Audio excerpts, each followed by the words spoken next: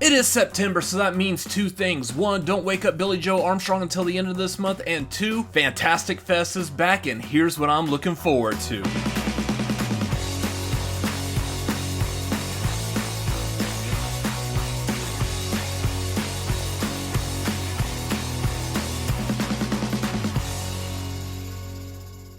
Welcome to the Cinefanatics. My name is Robert Adams, and I'm here today to talk about Fantastic Fest 2024. Before I get started, let me know your thoughts on festivals down below in the comments. Have you been to one? What's your favorite?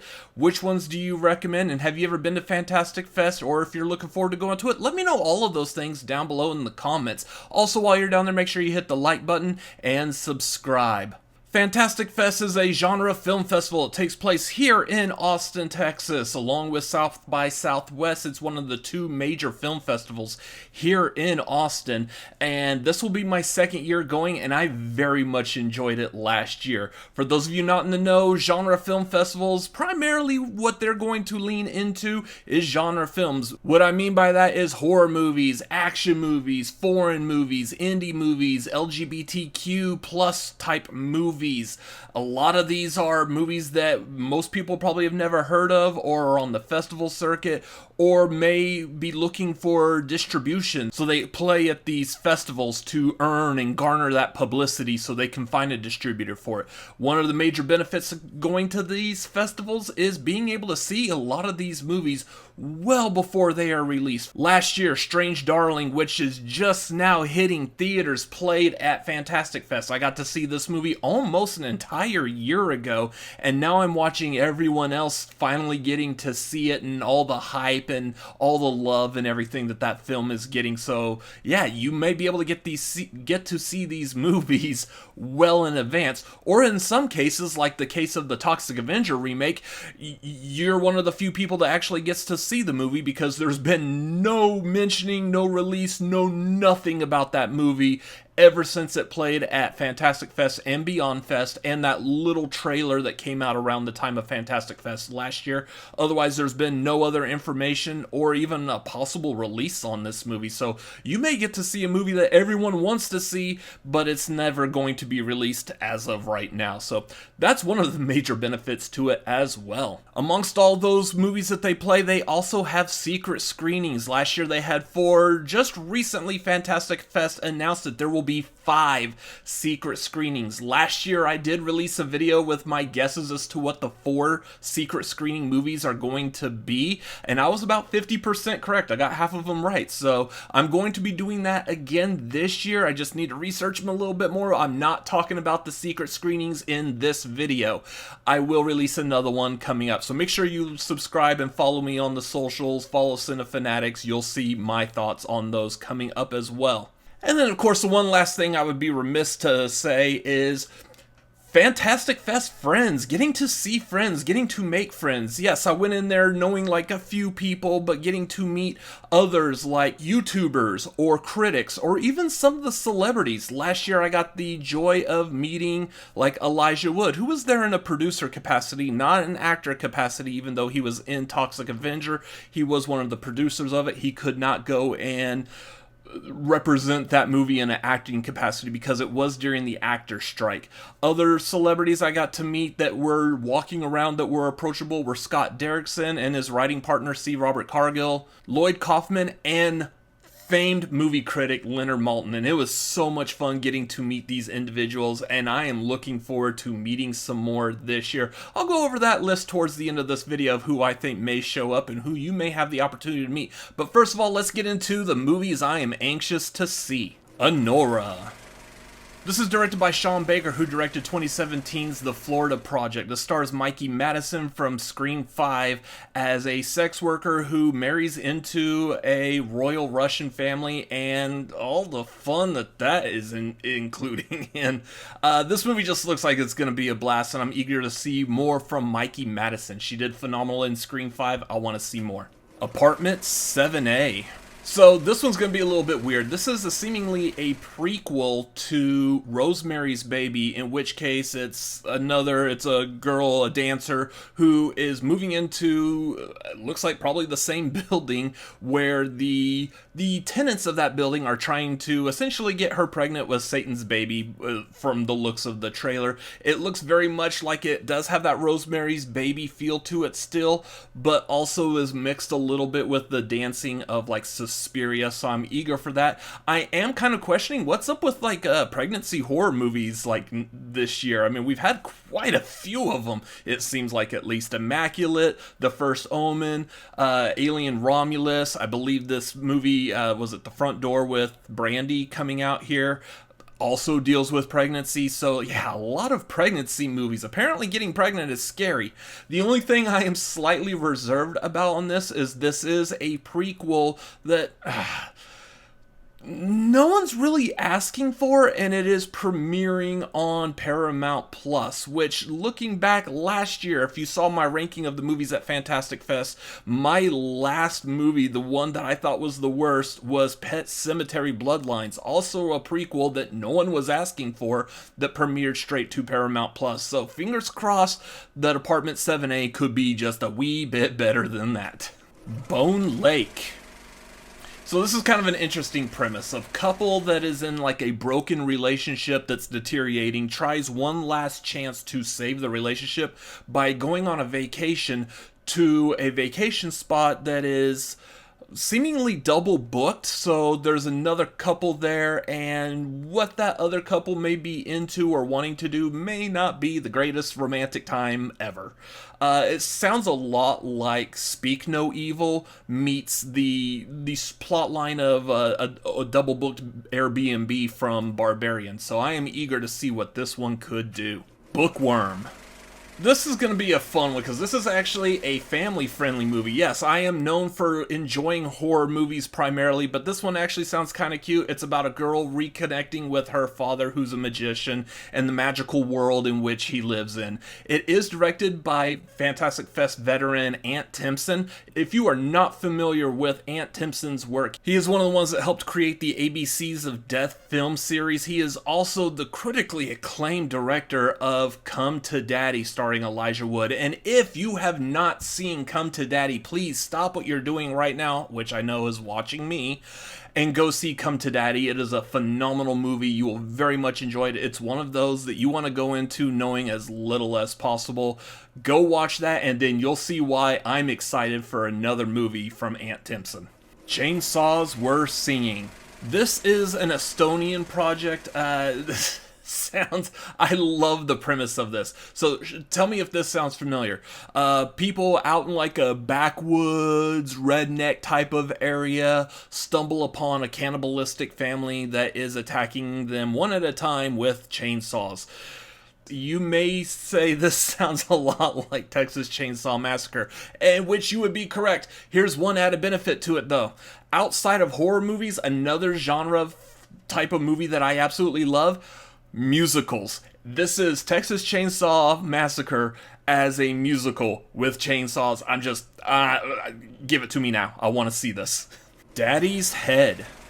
So after a father dies, a boy is raised by his stepmom, but he's still being tormented by a creature that resembles his father. I'm down for creature feature flicks. It's a nice throwback to some of the practical effects that they did back in the 80s, and that's what I want to see when I see these kinds of movies. Throw me that cheap indie practical effect creature feature gore, and I will soak it up. Dead Talent Society. Alright. So this is a Taiwanese movie that has a really, really interesting premise to it. It is, after you die, you become a ghost, and then to be able to sustain living as a ghost, you have to compete for who's the scariest ghost. Kind of like an American Idol, America's Got Talent type of thing, where you compete to stay relevant as a ghost. Some of these ghosts even achieve like celebrity status within the underworld. So it has a kind of a Beetlejuice sounding vibe, meeting like an American Idol or any other kind of like a reality show where you need to do something over the top to stay relevant and stay in the competition. That sounds like a hoot. A Different Man. All right, so this movie stars Sebastian Stan playing a man who has, sorry, I'm going to have to look this one up, neurofibromatosis.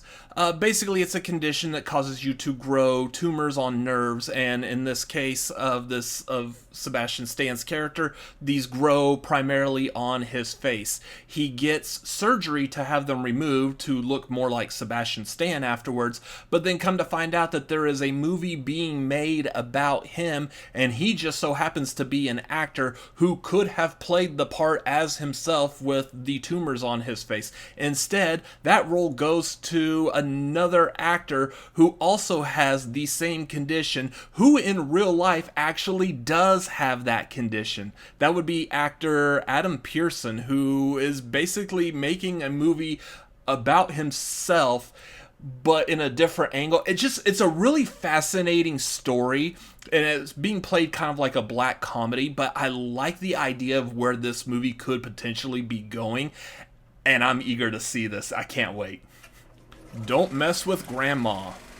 Alright, so this movie stars Michael Jai White and Billy Zane. Michael Jai White plays a man who absolutely adores his grandmother and has to drive every day about 2 hours to go to her house to help her out with groceries or housekeeping stuff, handyman stuff around the house. At one point, he goes to her house and it's being invaded by home invaders, so him and his grandma have to defend the home. Sounds kind of cheesy, kind of corny, and kind of heartfelt. The thing that kind of makes me just a little bit apprehensive about this is it is a movie that is made to go straight to Tubi, which I will honestly say, nothing necessarily wrong with Tubi. They are actually one of my favorite horror movie streaming services in that they have a ton of just horror movies that you've never heard of. If Blockbuster Video was still alive, these would be the type of movies that you would be sitting there staring at the VHS, can't say that, box art for like hours trying to decide if this actually is a movie that you want to see. That is what Tubi provides to you along with ads. So if you are not wanting to shell out the money for Shudder, Tubi is free, it gives you ads, and has some really good, decent horror movies. I don't know how I feel about movies made directly for Tubi as a Tubi exclusive, so we'll see how this goes, but here's hoping. Else. So this is a movie that involves a couple who had a one-night stand, like back in the day, seemingly reuniting due to a pandemic quarantine. Now, I know this may still sound kind of topical coming off of the disastrous year that shall not be named of 2020. I think I did that wrong. But this movie is actually based off of a short film that came out in 2007. So it does seem to be topical and relevant still, but it's going to be eerie to see what kind of disasters, what spookiness is going to happen when this one-night stand couple reunite. How are things going to go? I want to see this. Frankie Frico. Directed by Steven Kostanski. If you don't know that name, then perhaps you may be familiar with a little movie he made called PG Psycho Goreman. If you are a fan of that movie, it is schlocky, it is cheesy, it's cheap, it's got effects they're practical, but they're just kind of very tongue-in-cheek.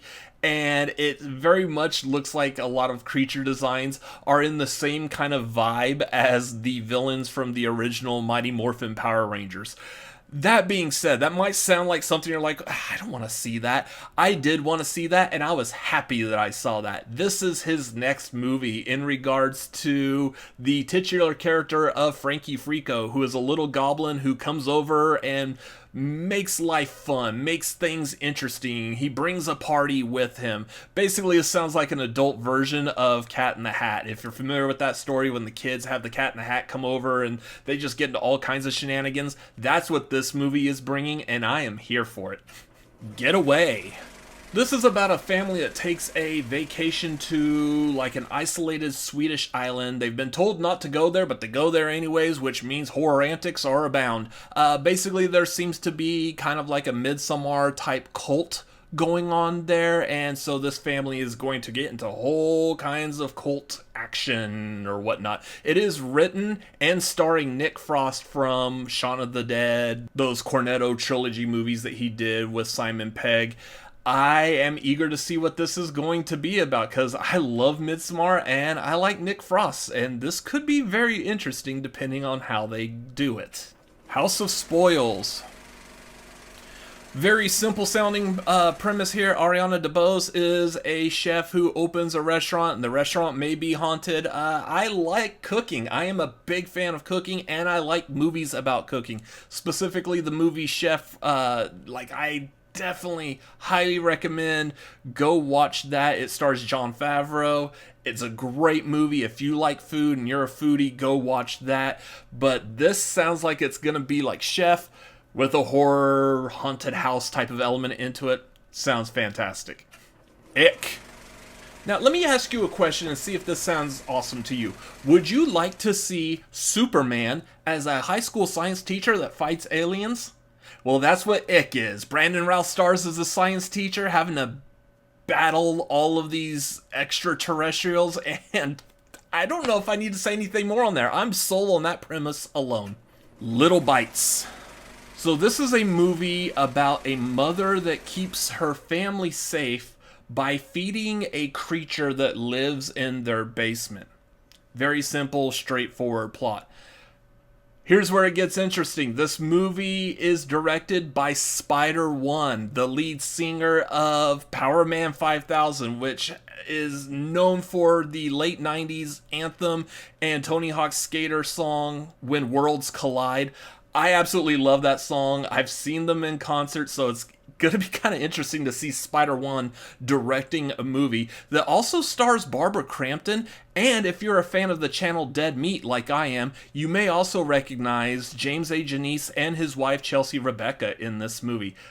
I'm intrigued. I'm here for it. Let's go. Mr. Crockett. This is an interesting premise in that if you grew up watching like any kind of those like science shows for kids, whether it was Beakman's World, Bill Nye the Science Guy, or even further back, Mr. Wizard, that's what Mr. Crockett is. He is a kids TV show host that when a kid watches this, it opens a portal to this dimension where Mr. Crockett can take over the world and feed on the kids or do something evil. Either way, like the kid me who grew up with those kinds of shows loves this premise. As an adult, I want to see this as well. Never Let Go.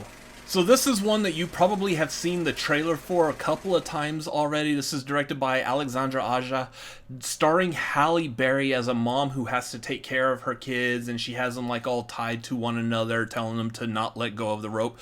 Very much kind of feels like Bird Box. I don't know too much more about this movie. This is one of those trailers that I have a sense of like I really only watch it once, and if it plays in the theater again, I'm trying to tune it out. That might be the time where I would like play on my phone briefly to ignore the trailer playing on the screen so I can tune it out so I don't get spoiled by anything else, because I have a feeling that this is a movie that has a trailer that may be very spoilery, but I'm eager to see what this is going to bring to us. Also, gonna be nice seeing Halle Berry back on the big screen in a horror movie, so eager for that as well. Terrifier 3. If you have been following this channel for a while, at least since like last year, and also very recently, you will know I am a huge fan of the Terrifier movies. Terrifier 3 is easily my most anticipated horror movie of this year. I love Terrifier 1. I absolutely adore Terrifier 2, which is kind of a weird, sick thing to say, but I mean, we're all a little crazy in the head sometimes anyways, but I am eager to see what Damien Leone is going to bring with Terrifier 3. If you would like, go check out my reaction to the latest trailer. That is going to be up here. Go watch that reaction. I have a lot of fun with it. But yeah, I am super eager for Terrifier 3. Cannot wait to watch this in a theater full of horror movie lovers who are going to be very likely squirming and gagging and whatnot while watching this movie. It's just a blast. Try Zombies. I like the premise of this. This is an interesting way to do a zombie movie. This takes place in a world where zombies exist, but it seems like the only people who are immune to being a zombie are people who have Down syndrome. So I love the fact that we're getting like the diversity basically of putting people with Down syndrome into a movie like this and really giving that focus on how they would survive a zombie apocalypse. I absolutely adore this premise as well. I'm eager for this, and I'm always a fan of zombie movies in general. VHS Beyond. This, of course, again, if you're familiar with Fantastic Fest, this is almost a yearly tradition at this point. Every year, there's another VHS movie, and it premieres at Fantastic Fest. This year doesn't seem to be that much different. VHS Beyond, watching the trailer does kind of make it seem like we are going to be venturing more into like a sci-fi type of feeling with this one. It does have segments directed by like Justin Long, Kate Segal, who is Mike Flanagan's wife. Just a lot more to this. The only thing I'm hoping for, and I will echo the sentiments of Sean Chandler, I hope they don't play this as like the last movie at the end of a very long day where you've been watching a ton of movies, eating junk food, and now you got to sit here like at midnight watching a shaky cam movie. They've done that a lot in the past, at least the past couple of years, they've done that with the VHS movies. Kind of hoping they do this one just maybe a little bit earlier in the evening so it's able to be better absorbed and we're not just all tired and freaked out at watching all the shaky, like handheld camera footage type of movie. But otherwise, I do like this series. I like anthology movies, and I think they do a fairly good job with these as a whole. There's a couple of misses on some of the stories. I'm not a huge fan of like a lot of the wraparound stories that they've done on these, but otherwise I feel like the series is pretty solid, which is why they keep churning them out year after year after year. So that's it for all the movies that I am anticipating to see. Again, I don't know exactly what movies are going to be potentially playing for the secret screenings.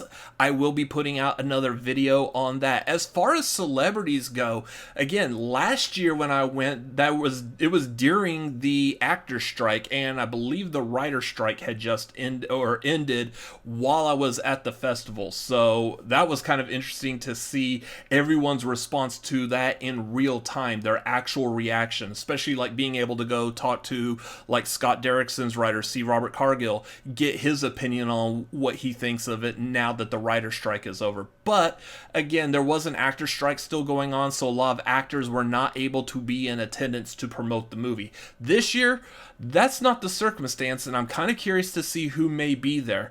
A lot of times, some of the actors, some of the celebrities may only be there for that specific movie and then peace out. A lot of times, though, what I've seen and what I've been told is a lot of these celebrities may just mingle with the crowd. One of the benefits to Fantastic Fest is the entire film festival takes place in one location, unlike say South by Southwest, where I had to bounce around all over downtown Austin, Texas to the different screenings or different like little things to go see, exhibits and all these individual like little shows. It was a mess. This one, it's all in one theater. You are in the theater, you come out of the theater, you hang out, you talk with people, and that's it, roughly. One of the benefits I do like from this as well is, well, I just told you the list of all the movies that I'm eagerly anticipating. There may be some movies that I actually very much have no idea. Like, I read through all the movies that are going to be playing. Some of them sound interesting, but some of them are not quite on my radar. My top 2 movies last year were movies that I didn't have on my radar at all. Riddle of Fire and Last Stop in Yuma County were both phenomenal movies, neither one of them horror movies, and I was so happy I got to see those because I just absolutely adored those movies. There might be some ones like that again this year, so make sure you go check the listing on Fantastic Fest website to see what movies are good for you. As far as the celebrities who may be wandering around, again, with all the movies that are playing, we may see celebrities from like Toby Jones. Again, Halle Berry may be there. I'm expecting the entire Terrifier crew is going to be there. So yeah, I'm eager to see, was that Damian Leone, Lauren Lavera, Elliot Fulham and David Howard Thornton as Art the Clown. Seeing them in attendance, that would be absolutely amazing. A nice cap for this trilogy, at least for me, again, being a big fan of the Terrifier movies. Anyways, that's gonna do it for this video. What movies are you anticipating? Let me know that down below in the comments, and also what film festivals have you been to? Which ones do you like? Let me know that down below as well. While you are down there, make sure you hit that like button and subscribe. I'm going to be doing another ranking list of all of the movies I saw at Fantastic Fest after the festival's over, so make sure you stick around for that. And then also follow us on social media. We are at the Cinefanatics on Twitter, Instagram, and TikTok. I will be making a small short video with my picks of what the secret screenings for this year are going to be, so make sure you're following me for that as well. You can follow me personally on social media. I am at RCA Reacts on Twitter, Instagram, TikTok, and Letterboxd. Also youtube.com/RCA Reacts. That's gonna be it. That's my choices for Fantastic Fest. I hope to see you there. If you see me, come over and say hi. Come like, hey, I saw your video. I like your picks. I am now interested in this movie because I saw your video and your recommendations, so I'm gonna go see it as well. Let me know that. I wanna see like who all responds to this. So I hope to see you there. Otherwise, we'll catch you in the next video. Laters.